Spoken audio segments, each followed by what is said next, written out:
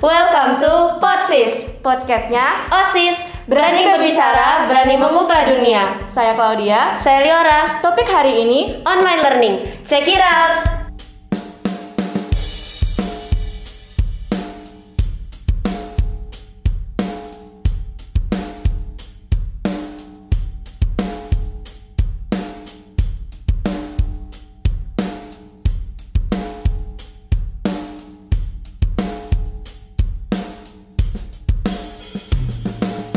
Nah, sekarang saya bersama dua guru yang akan saya wawancarai, yaitu ada Mr. Wisnu dan Miss Sari. Bagaimana Mr. dan Miss, apa kabar? Sehat. Alhamdulillah, sehat. Nah, sebelum kita mulai, pastinya ada teman-teman kita yang sedang menonton dan belum mengenal Miss atau Mister lebih dalam. Nah, untuk itu saya persilakan kepada Miss dan Mister untuk bisa memperkenalkan diri terlebih dahulu. Miss Sari dulu deh. Oke. Baiklah, perkenalkan, nama Miss Hotma Sari Hasibuan. Karena ada belakangnya Hasibuan berarti identik dengan Bataknya ya. Yes. Oke, Miss dari Medan. Jadi di JB Miss ngajar sebagai guru sosiologi. Oke, selanjutnya Sir. Oke, nama saya Mr. Wisnu. Sudah pasti dan sudah jelas. Kelahiran asli Bali. Hobi saya mendaki, tanggal lahirnya 4 Maret. Nggak penting ya. Oke, lanjut. Tidak terasa nih, selama ini kan kita sudah melawan tentang pandemi COVID-19 yang sudah berlangsung kurang lebih selama 1 tahun. Nah, kita sekarang kan melakukan yang namanya online learning agar bisa mengurangi kegiatan kontak fisik kan di sekolah. Nah, bagi Miss dan Mister, bagaimana sih rasanya karena nggak bisa bertemu dengan murid-murid itu, gimana sih rasanya gitu? Kalau Miss secara pribadi ya, kalau sosiologi itu kan belajar sosial. Jadi kalau dengan kontak itu kita sangat sangat berpengaruh lah. Jadi kita tidak bisa berinteraksi secara langsung, tidak bisa mengenal siswanya. Apalagi kalau Miss itu kan yang baru kelas 10 ini tidak sempat tatap muka dengan langsung, tidak bisa berbicara langsung lah seperti kita ini. Jadi kalau Miss rasa belajar seperti ini ya kurang kondusif lah, seperti itu, kurang sangat Sir ya, kurang optimal lah seperti itu. Nah, jadi kalau kita belajar offline gitu kan, kita bisa melihat anak-anaknya langsung, karakter anaknya. Karena kan kalau belajar online ini hanya dengan membuka kamera, kita lihat wajahnya, tapi kita tidak tahu setelah itu dia tutup kamera, anaknya melakukan apa, kita tidak tahu. Itu dia. Oke, ada tambahan dari Sarnya? Kalau dari saya memandang sih, ini saya cerita sedikit ya. Maksudnya kalian merasakan, saya juga merasakan, kita semua merasakan. Jadi selama pandemi ini sebenarnya plus minus ya kalau kita pandang ya. Kita pandang dari sisi positif dulu. Kenapa demikian? Kalau saya pandang sendiri, kebanyakan Indonesia ini medianya terlalu banyak menceritakan hal-hal negatif tentang pandemi. Dan sebenarnya itu hal yang kurang baik. Kenapa? Itu bisa berdampak kepada ekonomi, kepada kewaspadaan masyarakat dan sebagainya. Gitu. Jadi kalau saya lihat dari segi positifnya, dengan kehadiran sahabat kita corona ini ke dunia, jadi nilai positifnya adalah semua orang keluar dari comfort zone-nya. Jadi keluar dari zona nyamannya. Yang semula guru-guru yang terbiasa dengan cara konvensional untuk mengajarkan, harus bertemu, kemudian mengajarkan langsung ke anak-anaknya, berinteraksi langsung. Sekarang kita dituntut untuk mengembangkan diri ke arah mempelajari teknologi. Yang mungkin selama ini kita jarang melakukan itu. Gitu. Jadi hal positifnya lumayan banyak kalau saya lihat. Satu sisi dengan adanya karantina di rumah, kita dibatasi untuk keluar rumah, quality time kita terhadap keluarga lebih meningkat. Ya, mungkin kita rasakan sendiri di rumah yang semula kita jarang ngobrol sama papa mama, sama teman atau saudara kita di rumah.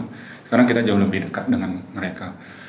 Kemudian dengan adanya pandemi ini, meskipun ya dampak negatifnya saya tidak perlu ceritakan karena kita semua tahu ya, terutama yang paling dipukul dari segi ekonomi.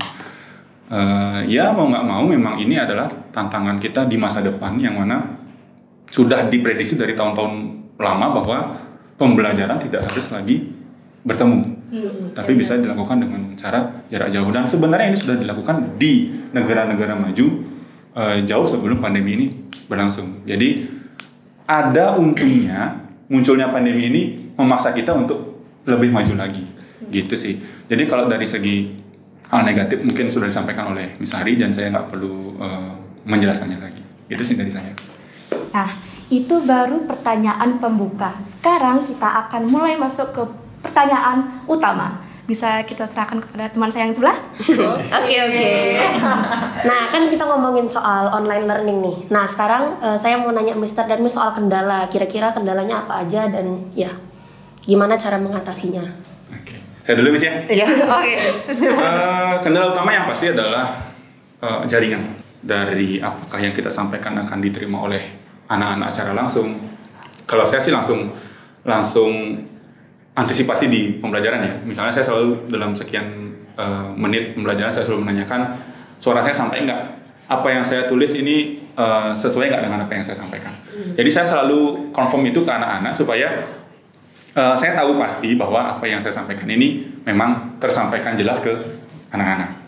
Kemudian dari segi materi yang seharusnya kita ketika tatap muka itu kan materinya penuh nih. Nah dengan terbatasnya waktu, dengan terbatasnya jaringan, kemudian karena kita nggak ketemu, akhirnya mau nggak mau kita harus berkompromi dengan materi itu. Jadi dengan terpaksa kita sedikit kurangi porsinya kepada kalian, tapi tanpa mengurangi esensi bahwa materi ini tersampaikan ke siswa langsung. Jadi gitu sih sebenarnya hal-hal yang menjadi kendala dan sebenarnya sudah kita langsung carikan solusinya juga. Sebenarnya gitu sih. Misalnya mungkin. Sedikit menambahkan aja, kalau kendalanya sih seperti yang Miss bilang sebelumnya tadi, ya pasti tinggal lagi siswanya lah. Jadi guru sudah berusaha mempelajari yang awalnya guru itu tidak tahu yang namanya Google Meet, Zoom. Nah, jadi sekarang dengan ada masa pandemi seperti ini, guru ini dituntut belajar teknologi semua. Oh seperti ini, pemakaian Meet seperti ini. Jadi tinggal lagi siswanya gitu. Kendalanya siswanya ini terkadang guru sudah menyiapkan materi dan mempersiapkan itu dengan PowerPoint yang matang, dilampirkan gambar biar mudah dimengerti oleh siswanya. Tapi terkadang sih Miss masih dapat kendalanya hanya siswa yang telat masuk lah, nggak sesuai tepat waktu. Terus terkadang siswanya kita absen, setelah di absen kan kita anjurkan nih buka kamera biar kita lihat lagi ngapain aktivitasnya. Tapi terkadang setelah di absen siswanya nutup kamera gitu. Jadi kan kita nggak tahu gitu apakah kita didengarkan sama siswanya atau enggak. Tetapi sebagai guru Miss kadang mengantisipasinya seperti ini. Miss manggil namanya. Coba kalian baca, ada salah satu siswa Miss panggil kan. Coba baca yang Miss tampilkan di PowerPoint, terus coba kamu pahami dan jelaskan sesuai analisa dan pemahaman kamu. Jadi kalau dia nyaut, oh berarti anaknya dengerin Miss-nya. Gitulah Miss mengantisipasi kendala-kendala yang ada saat proses pembelajaran. Boleh saya tambahin lagi? Dari yang disampaikan oleh Miss Hari ini menarik sebenarnya. Bukan berarti apa yang disampaikan oleh Miss Hari ini kita offense kepada siswa, yang artinya siswa itu di rumah itu nggak mengikuti pembelajaran dengan baik gitu. Sebenarnya di masa seperti ini kita harus sama-sama pengertian sih, ya. Artinya kendala ada, jaringan sulit dan sebagainya. Kita juga nggak tahu pasti kan. Artinya siswa itu di rumah seperti apa kondisinya. Apakah dia belajar sambil ngajak adiknya atau gimana, kita nggak tahu.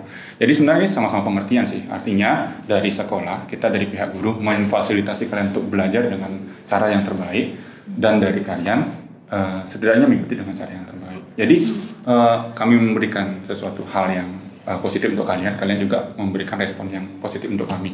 Bukan berarti kita menyalahkan dari segi kok ini nggak aktif sih di Meet dan sebagainya gitu.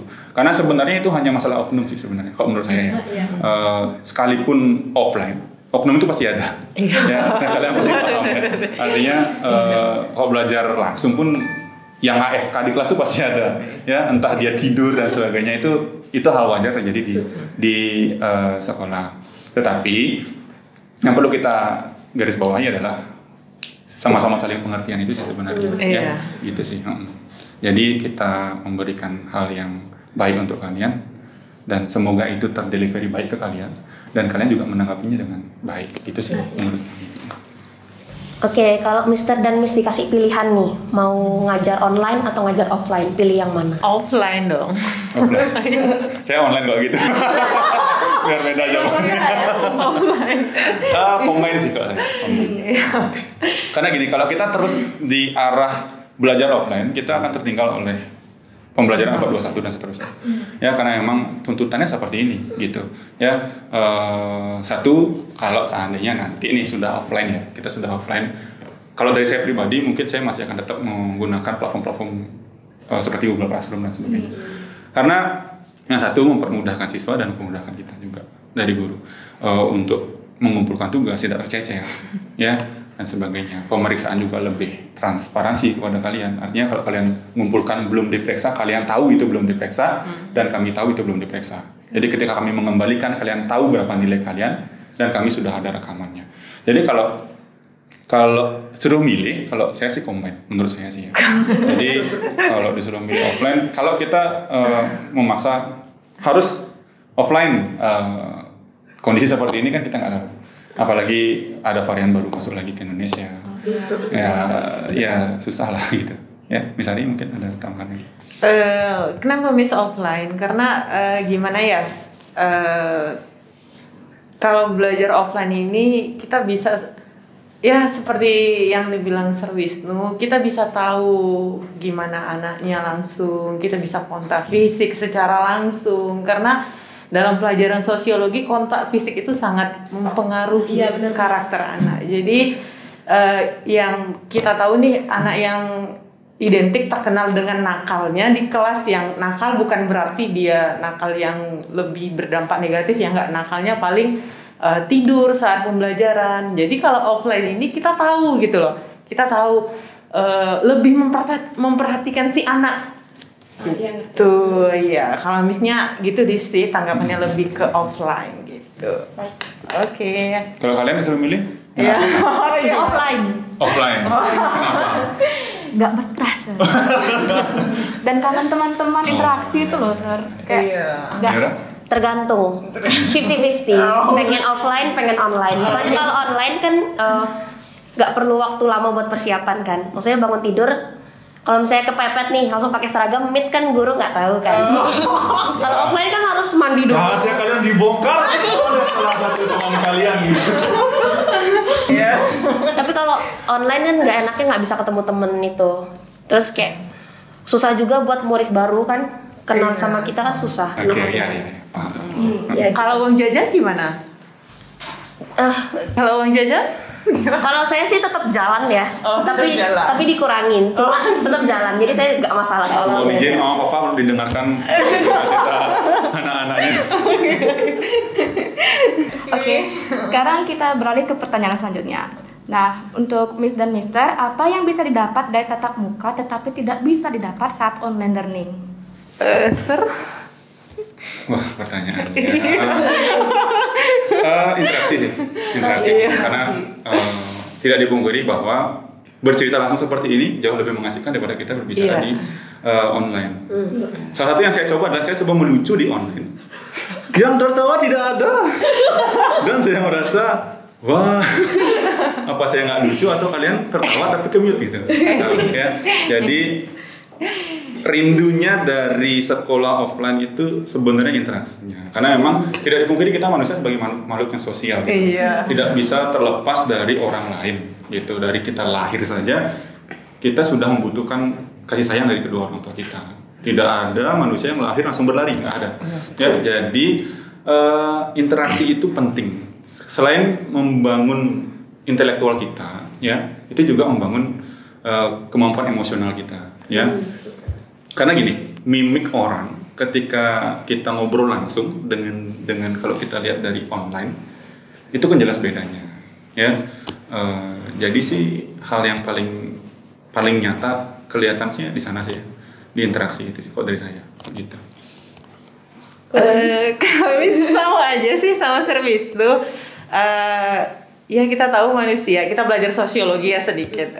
Kita manusia itu sebagai makhluk sosial. Jadi makhluk sosial itu saling membutuhkan satu sama lain. Itulah hubungan timbal balik atau interaksi. Jadi pengertian dari interaksi itu yang disebutkan Sir Wisnu, Miss ungkapkan lagi. Jadi interaksi itu merupakan hubungan timbal balik antara individu dengan individu maupun individu dengan kelompok atau kelompok dengan kelompok. Itulah yang tidak kita rasakan saat online.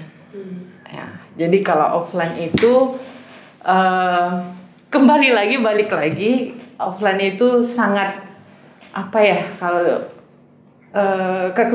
rasa kekeluargaan kita sama siswa itu lebih dekat lagi, Nak. Itu aja sih. Jadi kalau karena Miss tadi sangat pro dengan offline, ya Miss sangat mendukung sekali kalau pembelajaran offline itu tadi. Oke? Sip.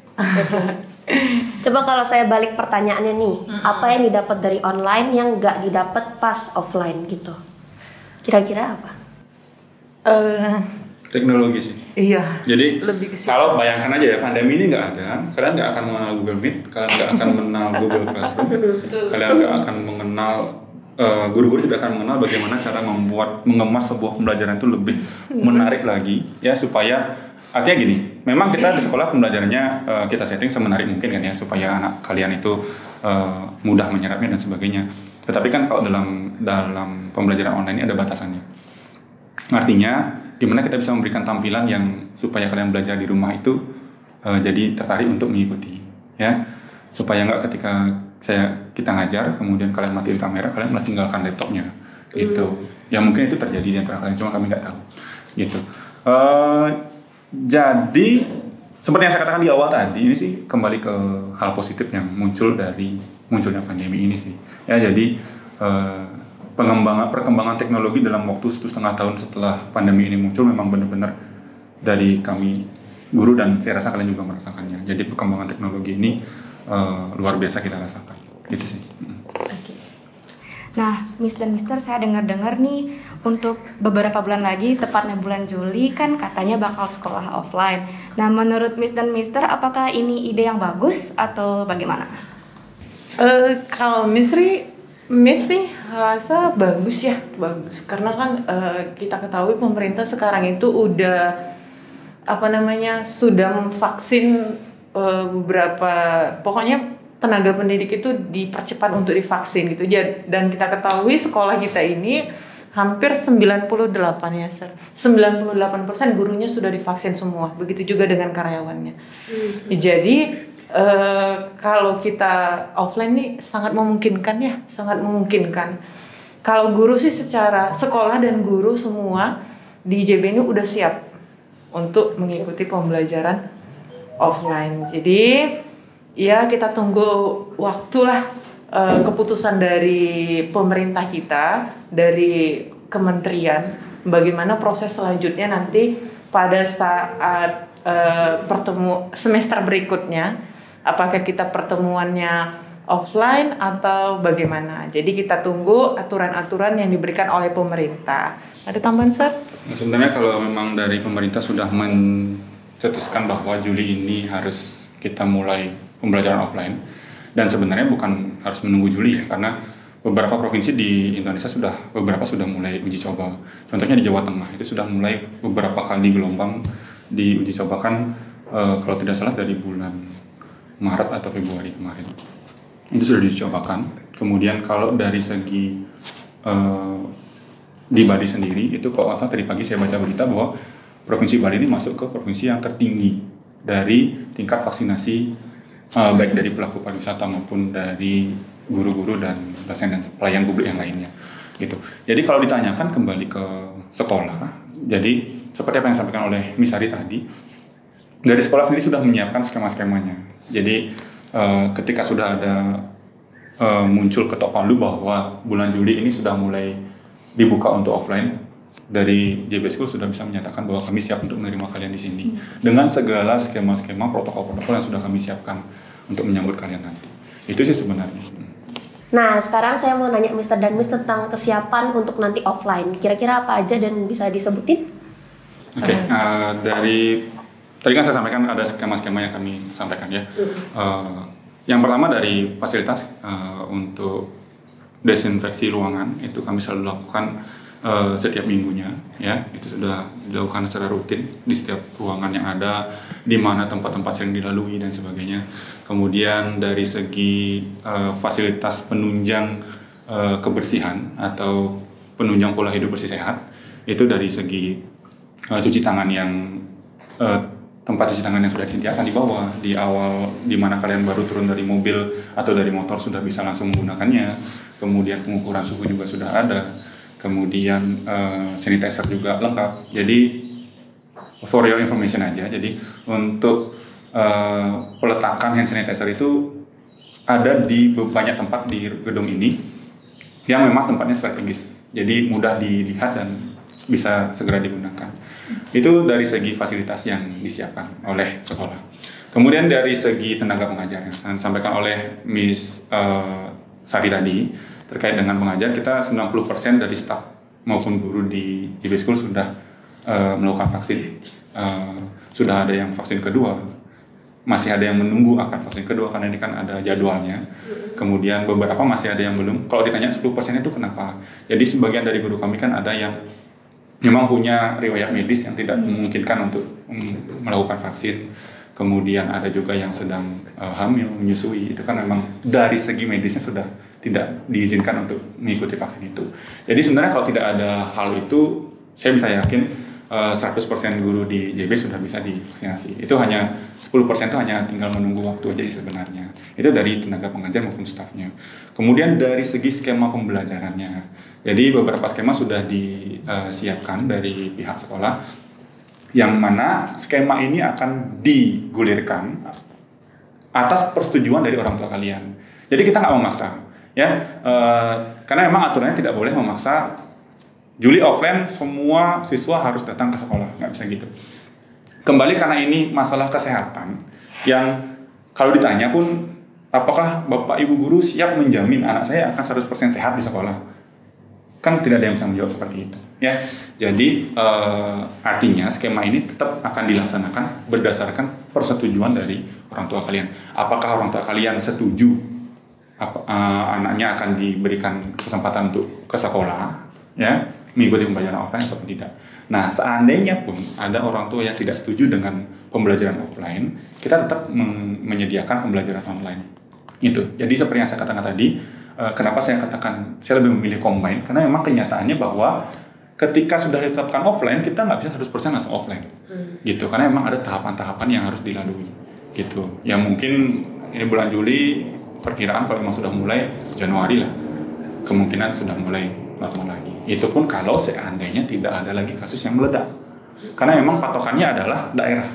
Jika seandainya daerahnya masih berwarna merah, orange, kuning, ya, berdasarkan survei dari pemerintah atas penyebaran corona, maka memang dari pemerintah tidak memberikan izin untuk dibukanya kembali kegiatan tatap muka.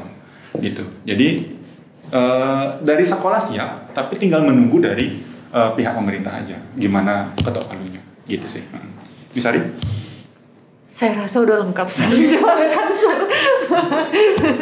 kesiapan sekolah kita untuk tatap muka. Ya, kalau bisa rasa sih Serwisno udah lengkap ya menjelaskan kesiapan sekolah untuk belajar offline ya.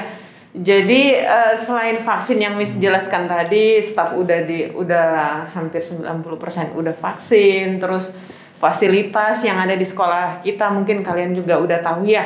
Kalian juga udah dikasih facial ya masing-masing. Jadi itulah persiapan sekolah. Nah, apalagi kemarin itu kita kan sebelum Menteri Nadiem Makarim mengumumkan kita sudah boleh tatap muka, tapi dengan syarat hanya beberapa anak aja gitu kan. Sebelum Menteri Pendidikan menetapkan seperti itu, kita sudah duluan membuat seperti itu ya kan? Kalian merasakan kan? Nah, jadi kita buat skemanya dari setiap kelas itu ada 5 ya, 5. Kita atur jadwalnya, jamnya. Nah, itu udah persiapan sekolah itu udah matang sekali. Gitu. Jadi ya kalau bisa sih insya Allah ya mudah-mudahan Juli kita udah bisa tatap muka. Ya mudah-mudahan membaiklah semuanya. Nah, sebelum kita akhiri, saya punya satu pertanyaan. Seandainya nanti jika kita benar-benar bisa tatap muka atau offline bulan Juli, nah pasti di setiap jenjang pendidikan dari TK, SD, SMP, SMA pasti akan menerima siswa baru. Nah, apakah kira-kira nanti saat MPLS kita para pelajar dan guru-guru di SMA Jembatan Budaya akan siap menerima para pendatang baru yang akan menjadi keluarga dari SMA Jembatan Budaya? MPLS ya. Terkait dengan itu sebenarnya dari pihak guru untuk khusus di SMA saja ya, karena kan kita berada di SMA Jembatan Budaya.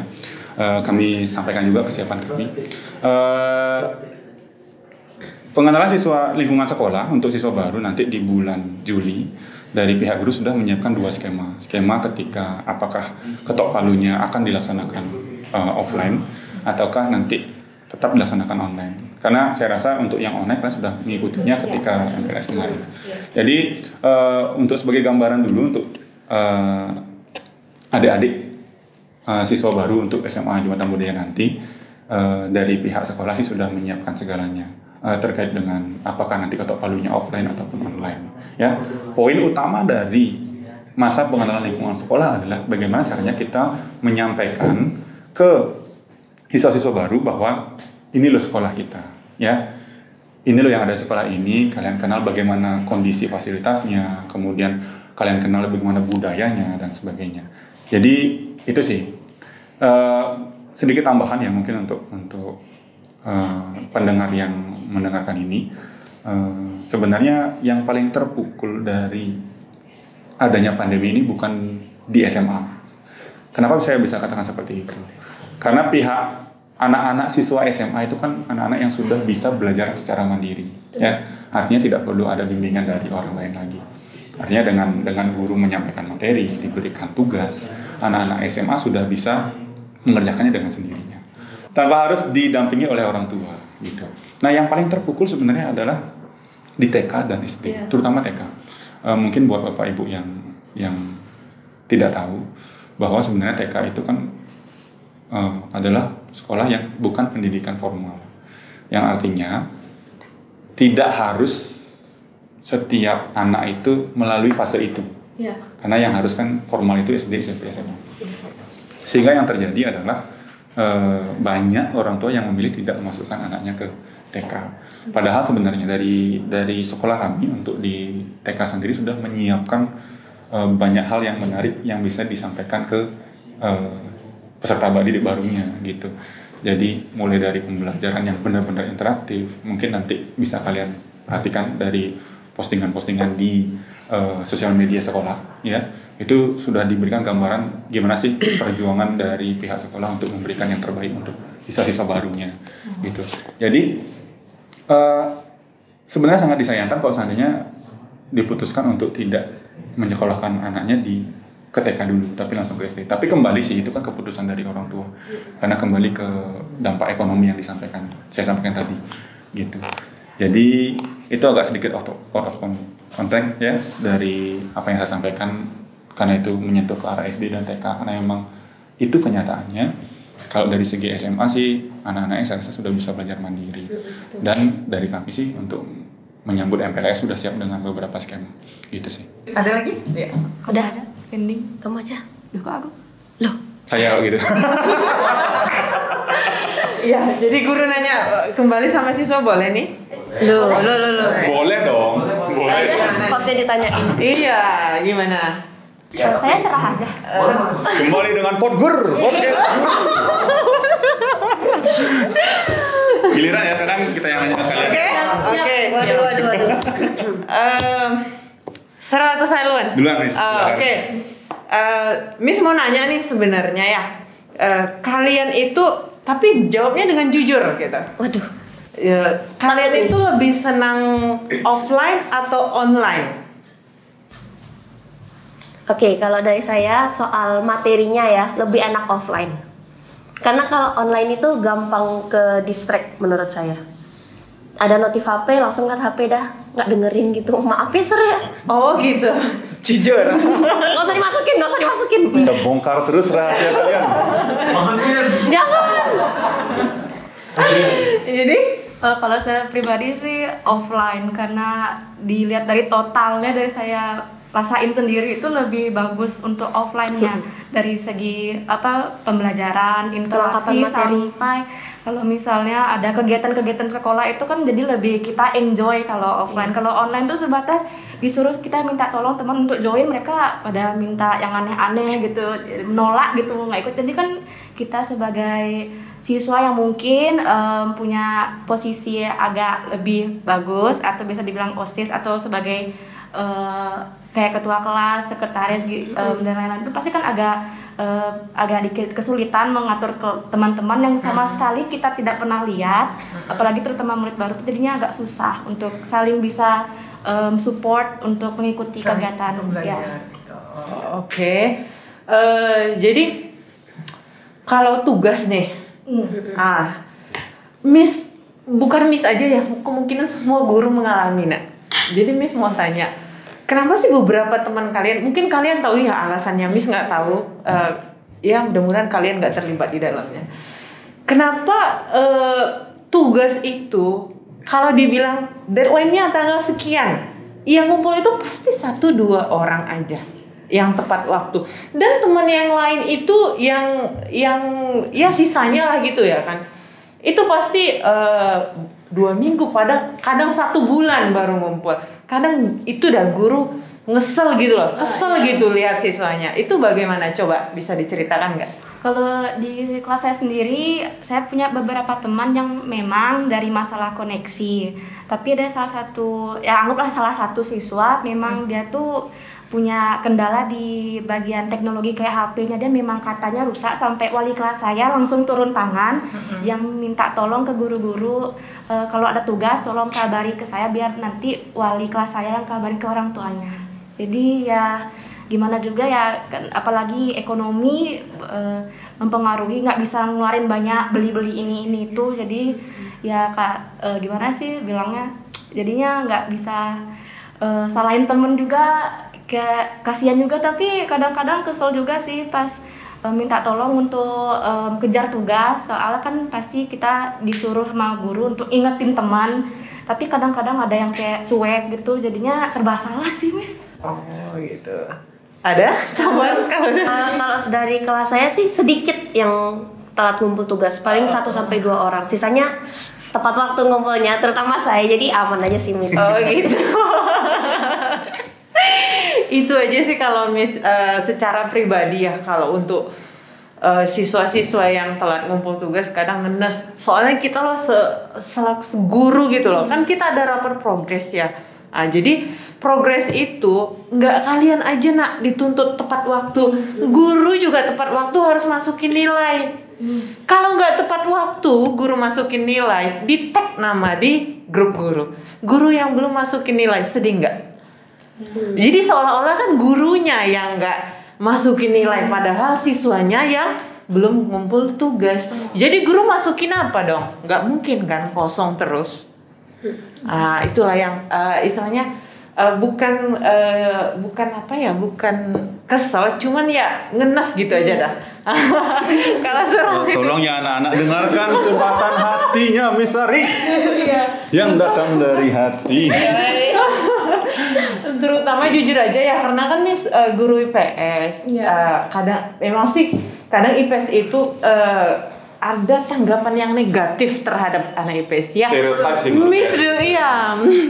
Miss dulu kan juga anak IPS ya, memang gitulah IPS. Kalau intermedio aja terkadang kan ada singkatan IPS, ilmu pelajaran santai gitu. Jadi nggak santai-santai banget gitu kan. Jadi ya kenapa ya siswa IPS ini selalu yang Miss rasakan ngejar terus, bahkan Miss itu loh cek pribadi Chat secara pribadi guru loh, ngechat pribadi siswa. Gimana coba biar tugasnya itu tepat waktu dikumpul, biar nilainya dimasukin gitu. Jadi ya sesuai dengan podcast ini ya mudah-mudahan ya kedepannya siswa-siswa nggak IPS aja sih, tapi ditekankan anak IPS. IPS juga tepat waktu lah mengumpul tugas. Jadi guru juga deadline-nya ada, kalian juga harus deadline mengumpulkan tugasnya. Oke, Seruisno ada tambahan? Sepertinya apa yang sampaikan Miss hari ini bisa dijadikan film azab nih. Azab siswa yang jarang ngumpul tugas. Kalau saya pribadi sih, saya sebenarnya nggak suka memandang sesuatu itu dari salah satu sudut. Makanya setiap akhir semester dan sebagainya saya selalu memberikan ke siswa itu umpan balik. Cara saya ngajar bagus nggak? Gitu. Karena kalau seandainya kita pakai sudut pandang kita saja, itu jadinya offense. Gitu. Jadi ibaratnya kesalahan selalu berasal dari siswa. Itu yang sebenarnya ingin saya gebrak di dunia pendidikan. Ya, karena gini, stereotip ini terlalu berkembang dari zaman ke zaman, yang mana guru nggak pernah salah. Gitu. Itu sebenarnya nggak gitu.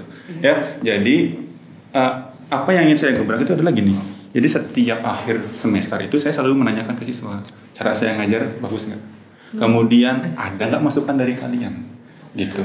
Oke, setelah itu di semester berikutnya, oke, berdasarkan masukan kalian, saya akan rubah di semester ini kayak gini. Tapi dengan catatan kalian juga mau dong ikutin apa yang saya sampaikan. Gitu. Nah, pertanyaan saya gini ke kalian. Untuk tahun ini deh, punya saran nggak untuk kami? Kira-kira dengan kondisi apa yang disampaikan oleh Miss Sari tadi, ya, apa sih yang sebaiknya dilakukan oleh guru dan sebagainya supaya kalian lebih enak belajarnya? Mungkin tugasnya dikurangi, mungkin ada beberapa kasus di beberapa pelajaran yang sekarang dikasih tugas nanti harus dikumpul jam 1 atau jam 3 gitu kan, bisa kalian sampaikan gitu. Bisa dari Liora dulu. Kalau dari saya, mungkin guru bisa bikin video pembelajaran kayak video YouTube gitu. Jadi murid-murid mungkin saat mister yang ngejelasin sinyalnya jelek nih, kan jadi kayak otaknya lagi serius tuh tiba-tiba kayak ada gitu kan. Nah, kalau misalnya dengan adanya video pembelajaran yang mister bikin dari di-upload di YouTube gitu, kita bisa ngulang lagi. Dimana yang kita nggak ngerti kita bisa ulang-ulang. Mungkin kalau ada pertanyaan bisa dicantumkan di komen. Jadi teman-teman bisa ngeliat pertanyaannya kita dan mister bisa reply dari komen itu. Jadi buat bisa selanjutnya gitu ya. Jadi kita sama-sama bisa ngerti lagi gitu sih. Oke, saran yang baik. Saya apa ya? Nggak tahu sih. Nggak tahu sih, bagi saya kayaknya kendala dalam pembelajaran ini nggak terlalu banyak sih. Mungkin ke pribadi siswanya lagi. Dia gitu. Ya, kembali sih kalau dari saya pribadi ya, win-to-win solution sih ya. Dari kita bersedia memberikan seperti ini, sampai yang disampaikan Miss Sari, buat minta kalian ngumpul tugas aja, masa kita harus yang mengingatkan. Satu sisi karena sudah sebentar lagi ke tahap yang lebih tinggi lagi jadi mahasiswa, gitu. Ya win-to-win solution sih ya, dari apa yang disampaikan Liora itu luar biasa ya. Jadi mungkin bisa dijadikan evaluasi oleh guru-guru. Beberapa guru mungkin sudah melakukannya, mungkin lebih diperluas lagi nanti pelaksanaannya. Ya gitu sih dari saya. Terima kasih Liora dan Oke, ada lagi? Sir, tidak ada? Ada, oke. Ada dari kalian lagi? Nggak ada. Nggak ada, oke. Jadi itu dia pembicaraan kami hari ini mengenai online learning. Stay safe dan see you in the next podcast. Bye bye. Hore.